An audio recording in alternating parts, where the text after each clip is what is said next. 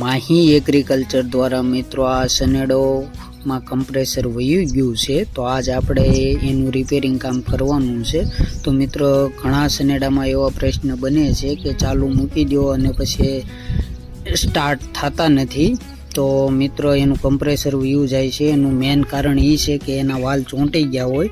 તો આપણે સૌથી પહેલાં એનું ટેપેટ કવર ઉપરનું ખોલી નાખવાનું છે।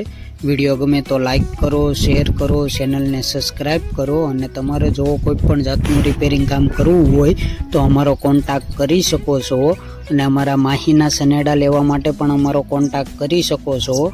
તો મિત્ર તમે જોઈ શકો છો કે આપણે ટેપેટ કવર ખોલી નાખ્યું છે અને એના વાલ ચોંટી ગયેલા છે। તો મિત્ર આપણે એને હથોડીથી સેજ ઠપકારવાના છે, જેના કારણે વાલ ચોંટી ગયા હોય એ ઉખડી જાય છે। તો મિત્ર હવે આપણે એન્જિન ચાલુ કરી અને ટેસ્ટિંગ કરવી છે, તો કમ્પ્લીટ ચાલુ થઈ ગયું છે।